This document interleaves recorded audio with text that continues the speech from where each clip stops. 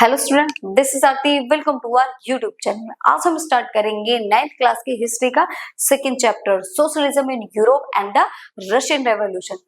इस वाले चैप्टर के हमने काफी सारे टॉपिक कर चुके हैं। आज इस वाले वीडियो में हम एक न्यू टॉपिक स्टार्ट करने वाले हैं। देखिए, इससे पहले जो हमने टॉपिक कवर किए थे उसमें फरवरी रेवोल्यूशन था, अक्टूबर रेवोल्यूशन था, जिसमें हमने जार को हटाकर प्रोविजनल गवर्नमेंट आई थी एंड लेनिन ने आकर एक न्यू गवर्नमेंट बनाई थी, कम्युनिस्ट गवर्नमेंट, जिसको सोशलिज्म डेवलप करना था पूरे के पूरे यूएसएसआर में।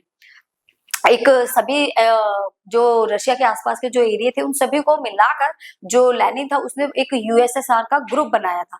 अब उसी के आगे के जो टॉपिक है कि वो कितना डेवलप रहा, सक्सेसफुल रहा या फिर नहीं रहा, आज हम इस वाले वीडियो में स्टार्ट करेंगे। तो देखिए, उसमें हमने जो लास्ट वीडियो कवर करी थी उसमें हमने सिविल वॉर के बारे में पढ़ा था। जो बोल्शेविक थी, रेड्स थे, व्हाइट्स, ग्रीन थी, इन सबके बीच में जो वॉर थी, सिविल वॉर, वो चल रही थी। तो उसके साथ जो लोग थे ना, वो भी कंफ्यूज थे कि क्या हमें इसका साथ देना चाहिए या फिर नहीं देना चाहिए। तो इसके चलते ही बोल्शेविक ने सोचा, तो जो लोगों का सपोर्ट था ना वो उस पार्टी से छूट रहा था।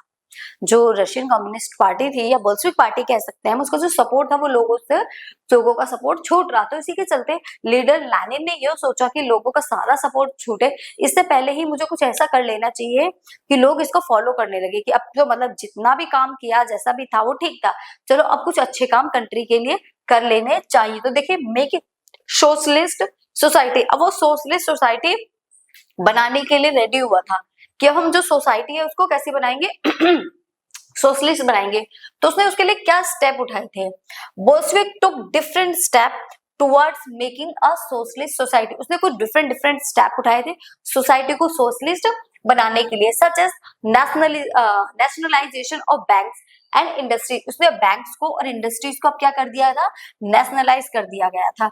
Permission to peasants to confiscation of land, कि जो उनने परमिशन दे दी कि ये जो लैंड है ये आपकी लैंड है, जो लैंड डिस्ट्रीब्यूटेड करी थी, अब आप इस पे खेती वगैरह क्रॉपिंग कर सकते हो, जो लैंड उसने उनको डिस्ट्रीब्यूट करी थी।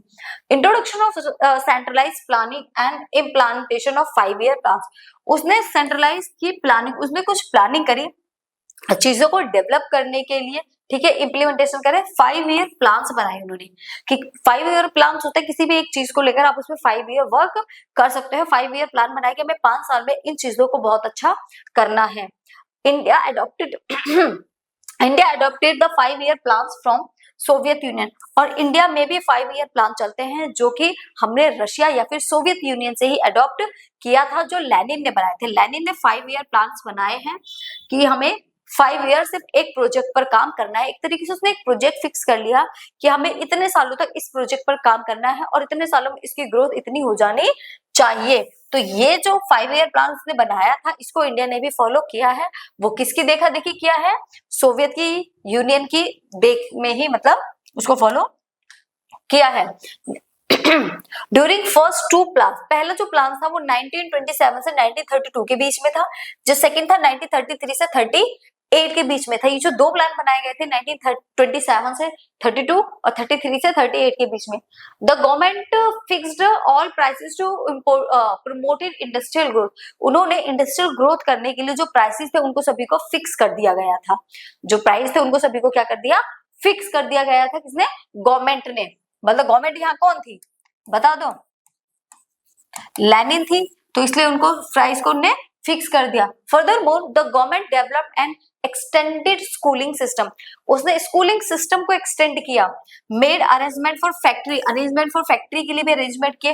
Workers and peasant to enter university and open creches in factories for the children of women worker. उन्होंने फैक्ट्री वर्कर्स के लिए, पीजेंट्स के लिए यूनिवर्सिटीज ओपन करी कि उसमें बच्चे पढ़ सकते हैं।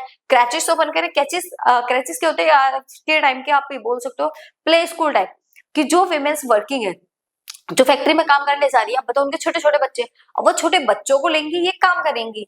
तो इसलिए वहीं पर फैक्ट्रीज में एक क्रैच बनाया गया जिसमें छोटे बच्चे खेलते रहेंगे और वुमेन्स अपने काम करती रहेंगी। तो इस टाइप से क्रैचेस की भी जो फैसिलिटीज थी वो गवर्नमेंट ने इन लोगों को दी। वुमेन्स अपना काम भी कर लेंगे और उनके बच्चे भी उनसे दूर नहीं रहेंगे बल्कि सेफ रहेंगे। In addition to that the provided cheap public health care. But सारी चीजें बहुत अच्छी चल रही थी, हेल्थ केयर भी दी उनको, ऐसा नहीं हेल्थ केयर नहीं थी, थोड़ी सी चीप दी। चीप का मतलब यहाँ सस्ता नहीं है, मतलब उतनी बेटर कंडीशन उनकी हेल्थ केयर नहीं थी, मतलब जितनी अच्छी होनी चाहिए थी उतनी अच्छी नहीं थी। They also setup model living quarters for worker, workers को रहने के लिए लिविंग क्वार्टर्स भी दिए गए थे। अब लोग तो क्या थे, देखो फैक्ट्री इंडस्ट्रियलाइजेशन का जब इंडस्ट्रियलाइजेशन की जब ग्रोथ हुई तो लोग गांवों को छोड़कर शहरों में आने लगे। शहरों में आए तो एक स्लम एरिया डेवलप हो जाता है, तो जिसकी वजह से थोड़ी प्रॉब्लम तो क्रिएट होती है, मतलब पॉपुलेशन बढ़ गई, तो पॉपुलेशन बढ़ गई तो रिसोर्सेज का ज्यादा यूज होगा, तो इसी के चलते गवर्नमेंट ने उनको लिविंग क्वार्टर्स भी दिए थे। वुमेन्स के लिए क्रैचेस बना दिए, पीजेंट्स और वर्कर्स के लिए यूनिवर्सिटीज स्कूल बना दिए, ठीक है। अदर जो चीजें थी उनमें भी अच्छे अरेंजमेंट किए थे। किसने करे थे? ये सारे के सारे गवर्नमेंट ने अरेंजमेंट किए थे अपनी पॉपुलेशन के लिए, ताकि जो उनकी पॉपुलेशन है वो अच्छे से आगे बढ़ सके, तो उनका सपोर्ट भी बढ़े। ये सारी चीजें इसीलिए की गई थी। और देखिए उन्होंने क्या क्या करता, positive impact of centralised, positive impact पड़ा सेंट्रलाइजेशन पे। Centralise planning led to the economic growth, जिससे उनकी इकोनॉमिक ग्रोथ भी होने लगी थी। एंड इंडस्ट्रियल प्रोडक्शन, इनकी इंडस्ट्रीज का जो प्रोडक्शन था वो भी बढ़ गया था। एंड साथ ही साथ new factory cities came into being, cities में नई नई फैक्ट्रियां लगाई जाने लगी थी, जो न्यू न्यू फैक्ट्रीज थी वो लगने लगी। देखो इकोनॉमिक ग्रोथ भी बढ़ गई, फैक्ट्री में प्रोडक्शन भी बढ़ गया, और जो न्यू फैक्ट्री थी वो भी लगने लगी थी। इसी के चलते impact of rapid industrialisation in Russia. अब स्पीड में इंडस्ट्रियलाइजेशन हो रहा था, workers had to live in poor condition. देखो सब कुछ अच्छा था, बट जो वर्कर्स की अभी लिविंग कंडीशन थी ना वो अच्छी नहीं थी। वर्कर की लिविंग कंडीशन अच्छी नहीं थी, उनकी पुअर कंडीशन थे। They lived hard lives which resulted in 550 stoppage of works. मतलब उनकी इतनी हार्ड लाइफ थी उनकी कि उनको अपनी लाइफ में बहुत ज्यादा स्टॉपेज लेने की जरूरत थी। 550 स्टॉपेज उन्होंने लिए थे, और working in a single year, एक सिंगल ईयर में। तो लाइफ बिल्कुल भी इजी नहीं थी वर्कर्स की, उनको रहने के लिए बहुत ज्यादा चीजें फेस करनी पड़ रही थी। देखिए इन अ टेम्परेचर बिलो 40 डिग्री, मतलब -40 डिग्री टेम्परेचर था रशिया का उस टाइम पे, जो पीपल थे had to climb down from the 4th floor for using toilet. उनको टॉयलेट यूज करने के लिए 4th फ्लोर से नीचे उतर के आना पड़ता था, उसके बाद स्ट्रीट को क्रॉस करके उस साइड जाकर उनको टॉयलेट या वॉशरूम वगैरह जाकर वो वहां करते थे। मतलब इतनी रोस्ट कंडीशन थी, और जो टेम्परेचर था वो भी -40 डिग्री था, बिलो 40, ठीक है। -40 डिग्री टेम्परेचर था, -40 डिग्री में पर्सन 4th फ्लोर से नीचे उतर के आएगा, एक टॉयलेट भी जाना होगा तो उसके लिए भी ऊपर से नीचे उतर के आएगा, उसके बाद वो स्ट्रीट क्रॉस करेगा, रोड क्रॉस करके, देन उसके बाद जाकर वो वॉशरूम जाएगा। तो ये हार्ड सिचुएशन थी वहां के जो लिविंग वर्कर्स थे, जो पीजेंट्स थे उनकी। तो ये हार्ड सिचुएशन का जो सॉल्यूशन था वो निकाल रहे थे कि बट अब देखते हैं निकल पाता है या नहीं निकल पाता। तो इसी चीज को वो फेस कर रहे थे। सब कुछ बेटर था बट ये कंडीशन कंट्रोल में नहीं आ पा रही थी। And extending schooling system for workers and peasant, schooling system को एक्सटेंड कर दिया गया था। Creches were established into factory and childrens, ये तो सेम ही है, ठीक है। Cheap public health care provide करा दिए थे, मॉडर्न लिविंग क्वार्टर्स बना दिए गए थे वर्कर्स के लिए। और इसका जो इम्पैक्ट पड़ा था वो इम्पैक्ट ये था limited because the resources of the government were limited. ये सारी चीजें इसलिए हो पा रही थी कि जो उनको रिसोर्सेज थे ना वो रिसोर्सेज बहुत ज्यादा लिमिटेड थे। अब पॉपुलेशन ज्यादा थी और रिसोर्सेज लिमिटेड थे, तो ये स्टेप उठाए थे उन्होंने। ये देखिए children at school in Soviet in Russia, ये स्कूल में बच्चे पढ़ रहे हैं। ये फैक्ट्री डाइनिंग हॉल लगा दिया, फैक्ट्री में ही डाइनिंग हॉल था डिनर के लिए। ये बच्चा वर्कर है ये देखिए अब ये सारी चीजें थे। अब इसी के चलते एक थोड़ी टिपिकल सी कंडीशन आ जाती है, लेनिन की डेथ हो जाती है। अब इन सब के चलते ही जो लेनिन था उसकी डेथ हो जाती है। अब लेनिन की डेथ के बाद अब उस पार्टी को कौन हैंडल करेगा? आफ्टर डेथ ऑफ लेनिन जो पार्टी थी उस पार्टी को कौन हैंडल करेगा? अब उस पार्टी का जो पूरी पार्टी थी वो उसकी रिस्पॉन्सिबिलिटी किसकी हो जाती है? स्टालिन, स्टालिनिज्म आ जाता है, स्टालिन की हो जाती है। ये जो पर्सन है ये स्टालिन है। अब उस पार्टी को हैंडल करने का काम स्टालिन का हो जाता है। अब यहाँ पर हम स्टालिनिज्म एंड कलेक्टिवाइजेशन के बारे में पढ़ेंगे। देखिए the time period when the Russian communist party was headed by Stalin. अब वो पार्टी थी उसका जो हेड था, उस पार्टी का अब हेड कौन बन गया? उस पार्टी का हेड अब स्टालिन बन गए। His idea dominated the USSR. इनका जो आइडिया था वो ये था कि यूएसएसआर पर डोमिनेट करेंगे, मतलब यूएसएसआर पर रूल करेंगे, and that period came to known as Stalinism, और इसी पीरियड को स्टालिनिज्म कहा जाता है।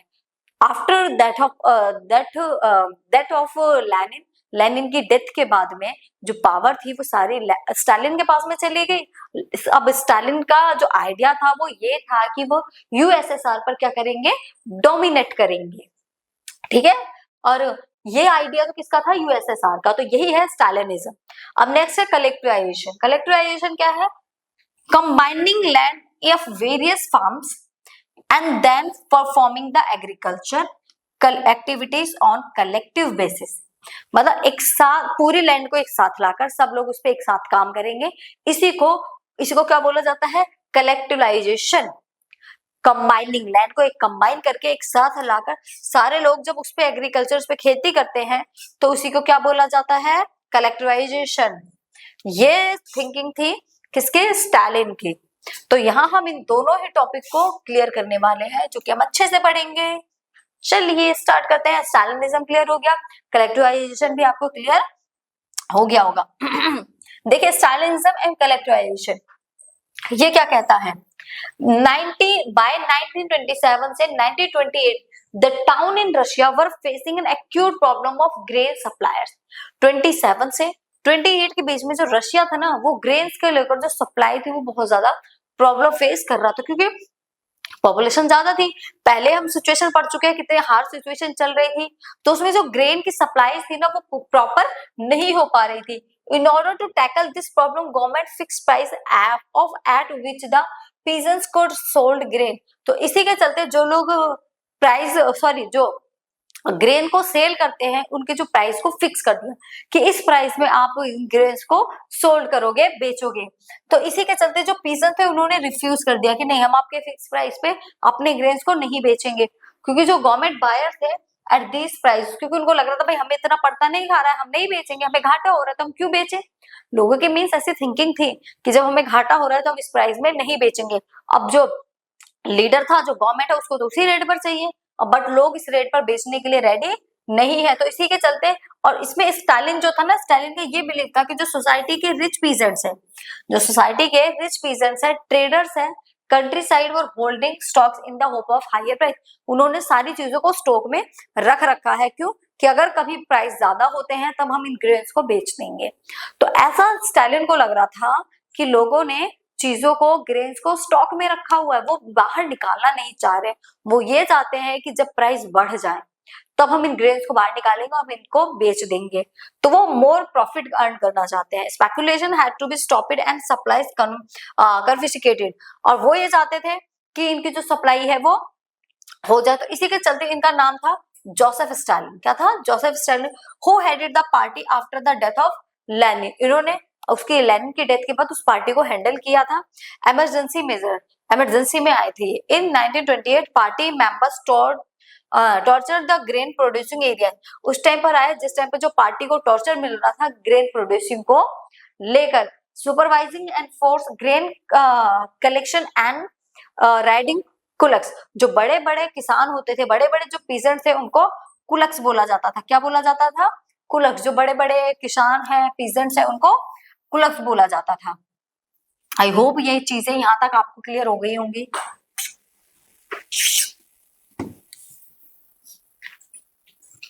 और देखिए, all this shortage of continue small size of holding.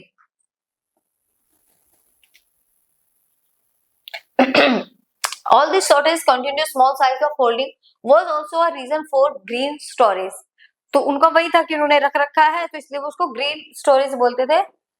Small size peasant could not be modernised to modernise farms. Farms should be run on industrial lines with machinery.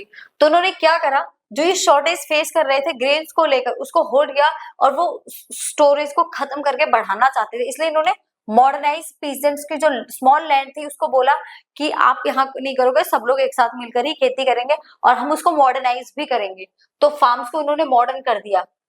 Farm should be run on industrial lines with machinery. Industrial line से उनको include कर दिया कि जो machinery है अब उससे grains को बढ़ाया जाएगा, मतलब उससे खेती की जाएगी।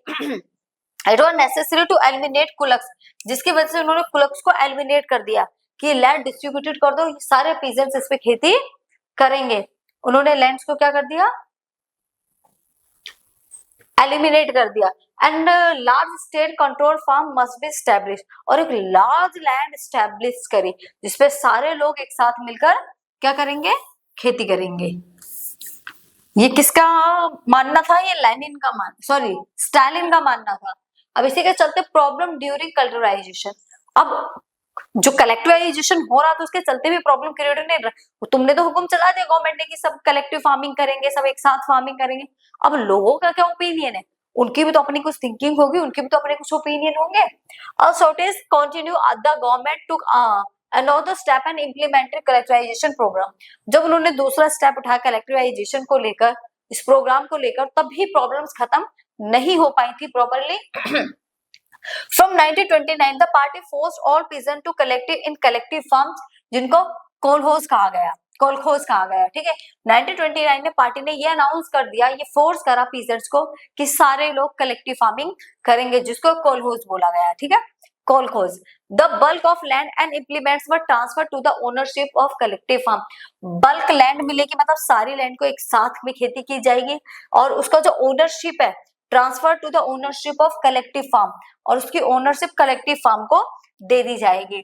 पीसेस work on the land and kolkhoz profit was share, और जो लैंड जो वर्कर्स इस पे काम करेंगे, जो पीसेस इस पे काम करेंगे, जो कोलहोज पे काम करेंगे, उनको जो प्रॉफिट मिलेगा वो सभी में बराबर बराबर बांट दिया जाएगा। मतलब ये अलग अलग जो लैंड थी, अब ये सारी लैंड एक ही हो जाएगी और सब मिलकर इस पर एक साथ खेती करेंगे, सब एक साथ इस पर खेती करेंगे, और जो प्रॉफिट होगा वो सभी में बराबर बढ़ जाएगा। But peasant did not like the programme and recited at the authority, they even destroyed their livestock due to with the numbers of cattle fell by 1/3। अब लोग एक्सेप्ट नहीं कर रहे थे, उनको पसंद नहीं था ये कलेक्टिव फार्मिंग करना। अब आप बोलोगे मैम ये तो नेचुरल ही सोशलिस्ट थे, नेचुरल ही कलेक्टिव फार्मिंग करते थे। भाई अपने मन की बात अलग होती है, कोई फोर्सफुली करवाए तब चीजें अलग हो जाती है। हमारा मन कर रहा है तो कुछ भी कर लेंगे, बट जब कोई दूसरा बोल रहा है तो मन की बात हम क्यों करें। तो वही चीजें यहाँ लोगों में थी। अब ये कलेक्टिव फार्मिंग को नहीं करना चाहते थे। अब इनका क्या था, इन्होंने पीजेंट्स से साफ साफ मना कर दिया कि हम आपके इस प्रोग्राम में आपके साथ नहीं है। और जब इन्होंने इस पे प्रेशर बनाया कलेक्टिव फार्मिंग के लिए, तो उन्होंने अपने जो लाइव स्टॉक थे, जो कैटल्स वगैरह, गाय भैंस बकरी वगैरह जो लाइव स्टॉक थे कैटल से, उन्होंने उनको ही मारना शुरू कर दिया। उन्होंने अपने कैटल्स को ही खत्म कर दिया, डिस्ट्रॉय कर दिया। एज अ रिजल्ट, इसका रिजल्ट ये निकला, जो स्टालिन गवर्नमेंट थी वो पनिश करने लगी उन दो पीजेंट्स को जिन्होंने कलेक्टिवाइजेशन को डिनाई करा, मना करा, या तो उनको मारा है, फांसी पे लटका दिया, या देश से ही बाहर निकाल दिया। जो उनकी बातों को नहीं मान रहे थे उनके साथ वो ऐसा बिहेव करने लगे थे। What was the reason for resistance, अब इसका रीजन क्या था, ये सारी जो चीजें हो रही थी इसका क्या रीजन निकला, ठीक है, क्या सॉल्यूशन निकला। The use of force by the government was for most reason for resistance. इन सब के जो रीजन थे, सॉल्यूशन थे, वो क्या निकले जो भी लोग कर रहे थे। अब देखिए, did the collectivisation programme increase production, उससे प्रोडक्शन तो बढ़ा, but no production did not increase, production बढ़ा बट उतना नहीं जितना चाहिए था। और मतलब प्रोडक्शन तो बढ़ा बट साथ ही साथ उतना नहीं बढ़ा जितना चाहिए था। और उसी के साथ क्या हुआ, वो कंगाली में आटा गिरा हो गया, बैड हार्वेस्ट। 1930 से 1933 के बीच में बैड हार्वेस्ट आ गई, भूखमरी की सिचुएशन आ गई, फेमाइन आ गया, हंगरशिप आ गई, जिसके चलते रशिया में 4 मिलियन डेथ हो गई, जिसमें जिसे हम 40 लाख बोल सकते हैं, ठीक है। 4 मिलियन 40 लाख के अराउंड जो डेथ थी वो हो गई लोगों की। प्रोडक्शन बढ़ा उतना नहीं जितना चाहिए, और बट उसके बाद में क्या हुआ, 30 से 33 के बीच में बैड हार्वेस्ट, कंगाली में पूरा आटा गीला हो गया, जरा मरा भी नहीं, पूरा सारा, 1% भी नहीं बचा, एक चुटकी भी नहीं बचा इवन, जिसके चलते जो 4 मिलियन पॉपुलेशन थी वो मर गई। What happened with those who criticise the plan economic and collectivisation, अब उनका क्या होगा, जिन्होंने ये प्लान इकोनॉमिक को क्रिटिसाइज किया, जो इसको क्रिटिसाइज कर रहे थे उन लोगों के साथ देखिए क्या होगा। Stalin and his sympathizer charge this critic with conspiracy against socialism, अब जो उसको सिंपैथी दे रहे थे वो सोशलिज्म के अगेंस्ट कॉन्स्पिरेंसी करने लगे, क्रिटिक्स करने लगे। 1939 Stalin government put over 2 million people in prisoner और labor campus। इसी के चलते स्टालिन ने क्या करा, जो उस पे क्रिटिक कर रहे थे, उसको बोल रहे थे, उसने क्या करा, 2 मिलियन पॉपुलेशन को उठाया, जेल में डाल दिया और कुछ को लेबर कैंप्स में भेज दिया कि जो बोल रहा ठीक है, इससे जाओ काम करवाओ। लेबर कैंप जहां पर लेबर काम करती है, और कुछ को उठाकर सीधा जेल में ही डाल दिया गया। Moreover the innocent people were forced to make false confessions under torture and were executed several among were talented professional. और इसमें कुछ वो लोग थे जो झूठे ही इस केस में फंस गए थे, जिन्होंने झूठा कन्फेशन दिया था, उनको टॉर्चर किया गया, एग्जीक्यूट मार दिया गया, फांसी पे लटका दिया गया। और बहुत सारे तो इसमें बहुत ही टैलेंटेड प्रोफेशनल लोग भी थे जो इसका शिकार हुए थे। ये किया था किसने, स्टालिन ने। मतलब बेचारा कर तो अच्छा ही रहा था, अब जब सिचुएशन ही अच्छी नहीं है तो बेचारा अकेले क्या कर सकता है। अब फिर वो होता है ना, लोगों ने क्रिटिसाइज करना शुरू कर दिया तो उसने लोगों को मारना शुरू कर दिया। मेहनत तो कर ही रहा था, फिर उसने लोगों ने उसको टॉर्चर किया, उसने लोगों को मारना शुरू कर दिया। अब देखिए ये जो टॉपिक था यहाँ पर हमारा खत्म हो जाता है, ये स्टालिन का केस था। अब हम यहाँ से एक न्यू टॉपिक स्टार्ट करेंगे। वो जो न्यू टॉपिक है वो ये है, the global influence of the Russian revolution and the USSR. एक बार हम इसको थोड़ा सा रिकैप कर लेते हैं। इसमें हम जो स्टोरी पढ़ रहे थे वो 1904 से 1905 से स्टार्ट हुई थी, जिसमें जार का रूल था। तो धीरे धीरे हमने ये देखा, जो जार था वो किसी की भी नहीं सुनता था, उसने कॉन्स्टिट्यूटेंट असेंबली नहीं बनाई थी, कुछ भी नहीं बनाया था, अपनी मन मर्जी करता था। कई बार उसने वॉर में भी पार्टिसिपेट किया था, और ऐसी वॉर में पार्टिसिपेट किया जिसमें लोगों ने हाथ जोड़ ले, भाई अब तो खत्म कर दो लड़ाई। तो इसी के चलते फिर रेवोल्यूशन हुआ, रेवोल्यूशन के चलते जो जार था उसको हटा दिया गया। जार के हटते ही फरवरी रेवोल्यूशन के थ्रू जार को हटाया गया, उनके साथ एक नई गवर्नमेंट बनी, प्रोविजनल गवर्नमेंट। अब ये जो प्रोविजनल गवर्नमेंट आई थी ना, प्रोविजनल गवर्नमेंट के चलते ही एक थे पर्सन बोल्शेविक पार्टी के, व्लादिमीर लेनिन, वो रशिया से बाहर थे। जैसे ही रशिया इंडिपेंडेंट हुआ, जार के हटते ही वो कंट्री पे वापस आ गए, क्योंकि उनको लग रहा था मेरी कंट्री तो आजाद हो चुकी है, तो मैं अब तो अपनी कंट्री में जा ही सकता हूँ। तो इसलिए वो वहां से वापस अपनी कंट्री में आ गए। अब प्रोविजनल जो गवर्नमेंट बनी, देखो सिंपल सी चीज है, जिसके हाथ में पावर चलती है ना, डंडा भी उसी को घूमता है। तो प्रोविजनल गवर्नमेंट अब अपने अकॉर्डिंग देश को चलाने की कोशिश कर रही थी। ये चीजें व्लादिमीर लेनिन ने लोगों को समझाई, बट लोगों ने उस टाइम पर नहीं समझी थी। अब लोगों ने उस टाइम पर तो नहीं समझी, बट धीरे धीरे उन्हें प्रोविजनल गवर्नमेंट का जो रियल फेस था वो नजर आने लगा। फिर उन्होंने बोल्शेविक पार्टी या व्लादिमीर लेनिन को सपोर्ट करना शुरू कर दिया। बट धीरे धीरे वही, जिसकी पावर उसका ही डंडा घूमता है ना, तो धीरे धीरे जब लेनिन को लोगों का सपोर्ट मिला तो वो अब अपनी पावर को शो करने लगे। उन्होंने सेंसरशिप लागू कर दी, लोगों को अपने कंट्रोल में कर लिया। बट कुछ चीजें थी जो लेनिन ने बहुत अच्छी करी थी, वो कुछ चीजों को देखो डिमांड करी थी, उनकी एप्रल थीसिस थी। एप्रल थीसिस में उन्होंने बैंक को नेशनलाइज करने की बात करी थी, लैंड को डिस्ट्रीब्यूटेड करने की बात करी थी कि जो लैंड है वो पीसेंट्स को बांट दी जाए। ये पूरा चैप्टर वर्कर्स पीसेंट के ऊपर डिपेंड करता है कि जो वर्कर्स पीसेंट थे उनकी सिचुएशन क्या थी। तो इसीलिए उन्होंने लोगों के बारे में सोचा कि जो बैंक से उनको नेशनलाइज कर दो, इंडस्ट्रियल को नेशनलाइज कर दो। वो प्राइवेट प्रॉपर्टी के बिल्कुल ही अगेंस्ट थे, और जो लैंड है उसको डिस्ट्रीब्यूटेड कर दो किसमें, पीसेंट्स में। एंड साथ ही साथ इसी के चलते फिर क्या हुआ, लेनिन ये सारी चीजें कर ही रहे थे, बट फिर लोग उनको क्रिटिसाइज कर रहे थे। उन्होंने कॉन्स्टिट्यूटेंट असेंबली बनाई थी, बट उनको मेजर सपोर्ट नहीं मिला, तो उन्होंने उसी असेंबली को डिसमिस कर दिया, और लोग उनके बारे में कुछ ना बोले इसलिए उन्होंने सेंसरशिप भी लगा दिया। अब लोग इतने कंफ्यूज हो गए इसका साथ दे या ना दे। उसी के साथ उन्होंने इकोनॉमिक बढ़ाने के लिए उन्होंने कहा जो हुआ सो हुआ, अब वो कुछ अच्छा काम करना चाहते हैं। उन्होंने 5 ईयर प्लान बनाए, प्रोडक्शन को आगे बढ़ाया, इंडस्ट्रियलाइजेशन को आगे बढ़ाया, स्कूल्स, यूनिवर्सिटी, क्रैचेस, विमेंस के लिए भी काफी कुछ सोचा उन्होंने। बट इसी के चलते फिर उनकी क्या हो जाती है, डेथ। एंड नेक्स्ट जो उनके बाद जो लीडर बनते हैं वो आते हैं स्टालिन। स्टालिन ने भी काफी अच्छा करा, लोगों के लिए प्रोडक्शन बढ़ाने की कोशिश करी, बढ़ाते भी है, कलेक्टराइजेशन को फॉलो किया। वो थोड़ा सा डोमिनेट नेचर के थे और बहुत ही स्टिक माने जाते हैं। ठीक है, जो स्टालिन थे वो काफी स्टिक माने जाते हैं कि वो बहुत ही स्टिक टाइप के थे। तो उसके चलते बाद में फाइनली क्या होता है, स्टालिन काफी कोशिश करते हैं प्रोडक्शन को अच्छा करने की, ग्रेन्स को अच्छा करने की। बैड हार्वेस्ट की वजह से और रिसोर्सेज लिमिटेड होने की वजह से जो काफी सारे लोग मारे जाते हैं, और उसके बाद जब लोग उनको क्रिटिसाइज करते हैं तो उठा के लोगों को जेल में बंद कर देते हैं। अब ये सोशलिज्म हमने यहाँ तक कवर किया। अब इसके बाद जो हमारा न्यू टॉपिक है वो ये है कि जो सोशलिज्म जो था ना, उसका ग्लोबल इम्पैक्ट क्या पड़ा, सोशलिज्म का पूरे ग्लोबल इम्पैक्ट क्या पड़ता है। The global influence of the Russian revolution of USSR. जो यूएसएसआर था, जो रशियन रेवोल्यूशन हुआ सोशलिज्म को लेकर, उसका पूरे ग्लोबल पर क्या इम्पैक्ट पड़ा, क्या लोगों ने उसको एक्सेप्ट किया, अदरवाइज नहीं किया। तो देखिए, not all socialist party in Europe were on the same position. सिर्फ सोशलिस्ट पार्टी ही नहीं यूरोप में इस पोजीशन पर पहुंची थी। द सपोर्ट फॉर सोशलिज्म वो due to possibility of workers. जितने भी वर्कर्स थे अब सब इस चीज को सपोर्ट करने लगे थे। मतलब जो सोशलिज्म नाम वर्ड था वो हर स्टेट, हर कंट्री, हर कॉन्टिनेंट चाहता था। Globally the supporters of socialism form the communist party in their respective country.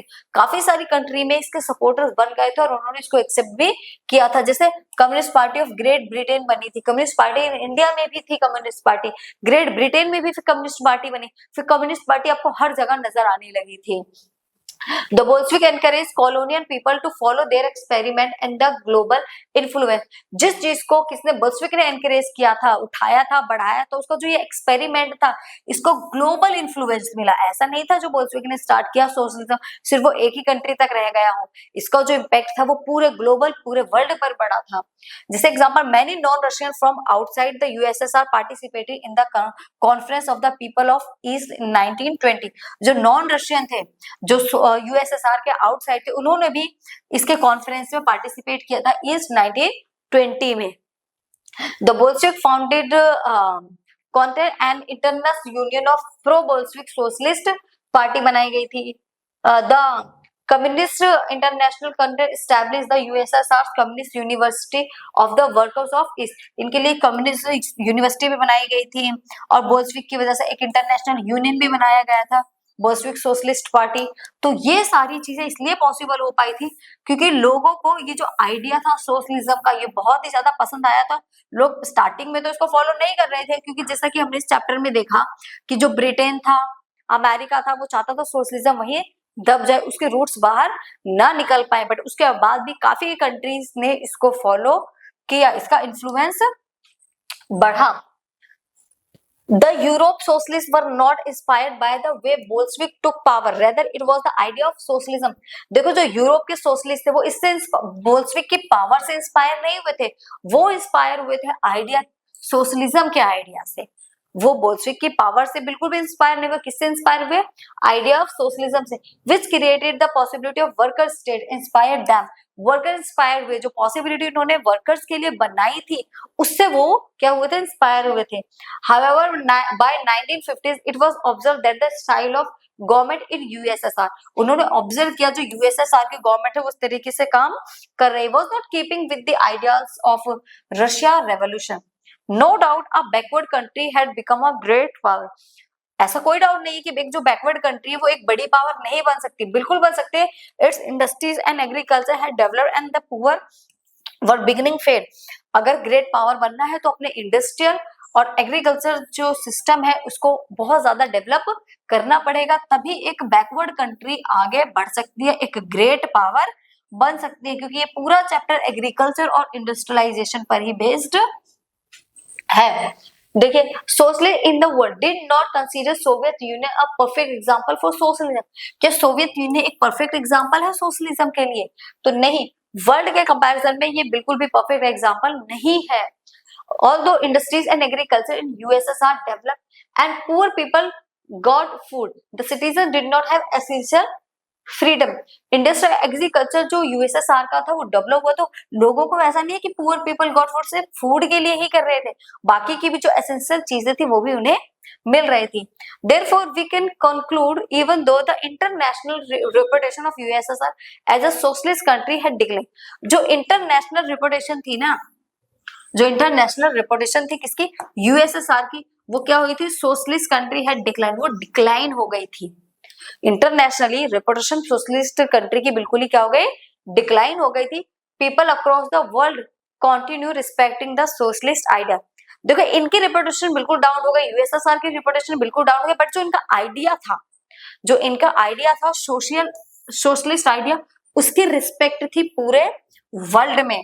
However, the socialist ideals still enjoy respect amongst people। तो लोग चाहे सोशलिस्ट को फॉलो ना करें, उसको बिल्कुल भी रिस्पेक्ट ना दें, बट जो ये सोशलिज्म का आइडिया था, जो ये सोशलिस्ट का आइडिया था, इसको पूरे वर्ल्ड में क्या मिली थी, रिस्पेक्ट मिली थी। हम ये कह सकते हैं जो बोल्शेविक ने स्टार्ट करा, मे बी देखो फर्स्ट टाइम था, इतनी चीजें अच्छे से ना हो पाई हो, तो इसलिए उनके आइडिया को किसी ने फॉलो किया नहीं किया, उतना अच्छे से उसने काम नहीं किया, बट जो उनका ये सोशलिज्म का जो आइडिया था, इसने पूरे वर्ल्ड में एक अलग ही इम्पैक्ट छोड़ दिया था अपना। तो यूएसएसआर की उतनी रिपोर्टेशन हो या ना हो, बट जो उनका आइडिया था सोशलिज्म, उसकी रिस्पेक्ट पूरे वर्ल्ड में बराबर थी। तो यहाँ पर ये चीजें हैं कि जो चीजें उन्होंने शुरू करी वो इतना अच्छे से काम नहीं कर पाई, मे बी स्टेप या सम्मत जो भी कह सकते हैं उतना अच्छा नहीं था, बट जो आइडिया निकाला एमर्ज किया वो आइडिया बहुत अच्छा था।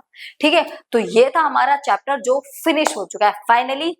हैप्पी तो हमारा जो चैप्टर था वो खत्म हो गया, socialism in Europe and the Russian revolution. अब हम एक न्यू चैप्टर स्टार्ट करेंगे एक न्यू वीडियो से, तब तक के लिए बाय बाय टाटा, फिर मिलेंगे एक न्यू चैप्टर के साथ और एक न्यू वीडियो में। Bye bye.